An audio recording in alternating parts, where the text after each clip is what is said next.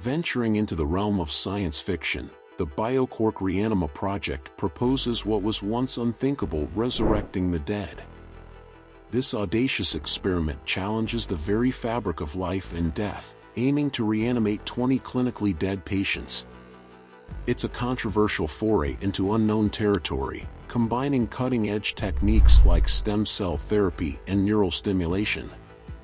Are we witnessing the dawn of a new era in medicine, or are we opening a Pandora's box of ethical quandaries? Brace yourself for a journey into the heart of this groundbreaking, yet deeply divisive, scientific endeavor. The Reanima project, led by biotechnology company Bioquark, represents a pioneering and controversial effort in the field of medicine and biotechnology. This experiment aims to resurrect 20 clinically dead patients, an initiative that challenges not only scientific but also ethical and moral boundaries. Reanima's strategy focuses on reactivating the central nervous system, including the upper spinal cord. This area is crucial for vital functions such as breathing and heart rhythm, which in these patients completely depend on machines.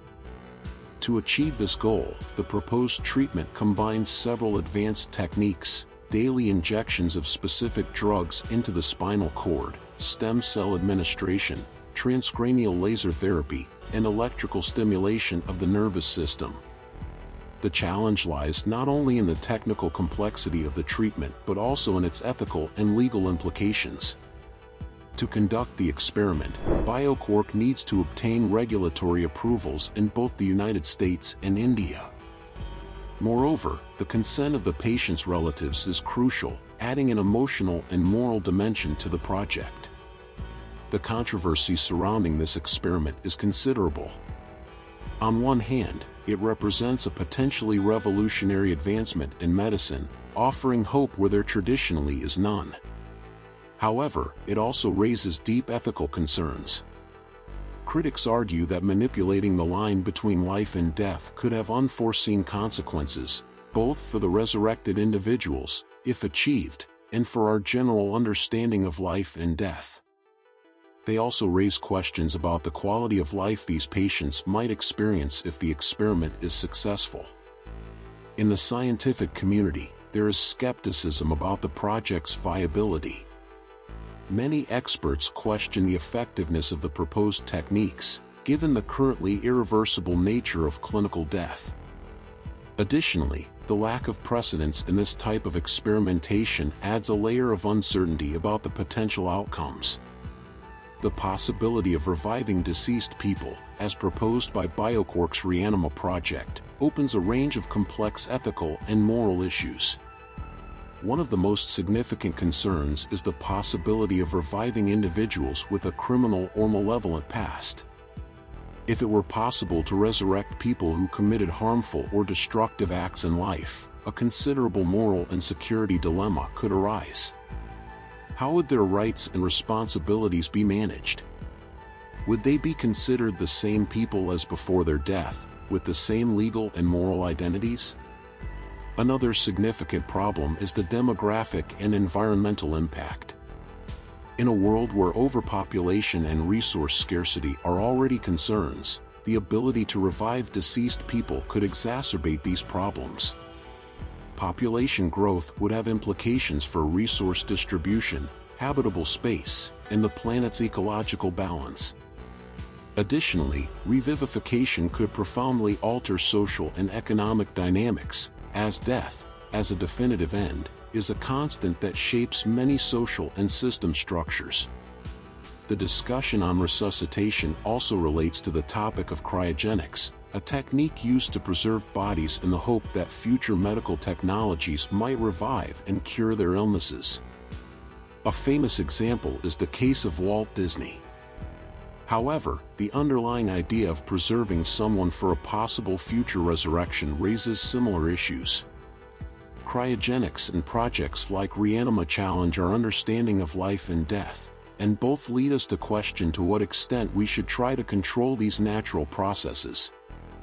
In both cases, resuscitation and cryogenics, questions arise about the value of life and death in our society. How far should science go in its attempt to overcome death? Is it ethical to revive someone who chose or accepted their death? And more importantly, how would the possibility of a life after death facilitated by technology affect society and personal relationships? The possibility of reviving dead people, as posed by Bioquark's Reanima project, or significantly enhancing human capabilities through technologies like Elon Musk's Neuralink, opens the door to a series of ethical and moral concerns, especially when considering the potential for power abuse by individuals or entities with significant resources and power.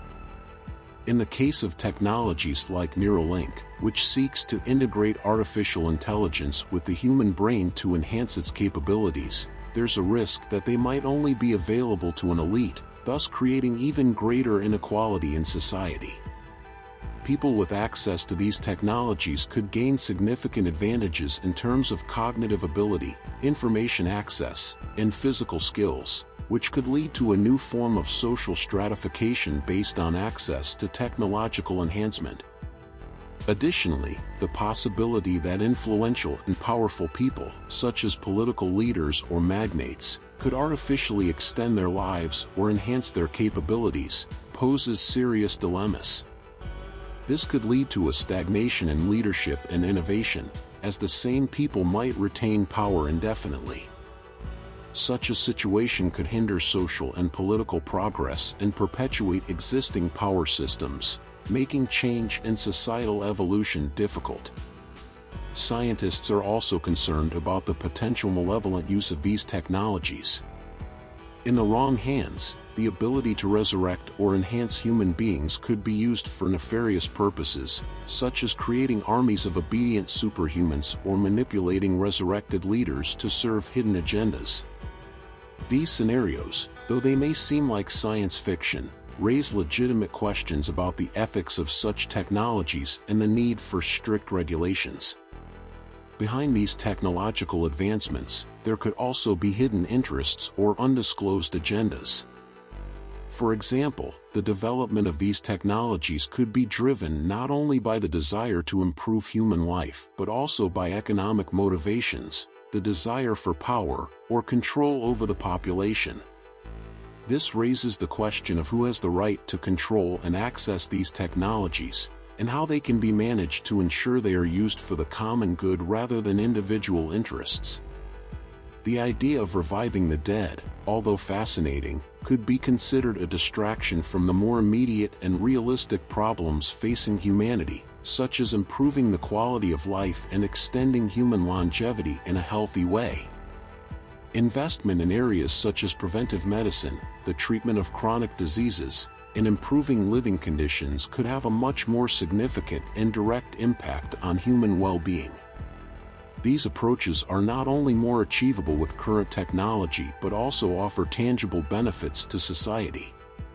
Furthermore, focusing on reviving the dead raises concerns among scientists about the value we give to life and death as part of the natural human cycle.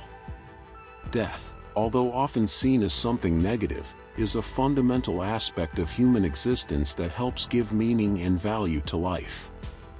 By attempting to reverse death, we might be disregarding this essential aspect of our humanity. The question also extends to the limits of technological advancements. How far are we willing to go in our pursuit of overcoming human limitations? Each new technological advancement carries potential risks and unforeseen consequences. History is full of examples where technology, although created with good intentions, has had negative side effects or has been used for evil purposes. So, is it worth pursuing resurrection and other extreme forms of technological intervention in human life? The answer to this question depends on how we value life, death, and technological progress. While innovation and the desire to overcome human limits have been drivers of progress throughout history, it is also crucial that we proceed with caution, ethical consideration, and a deep respect for the integrity of the human experience.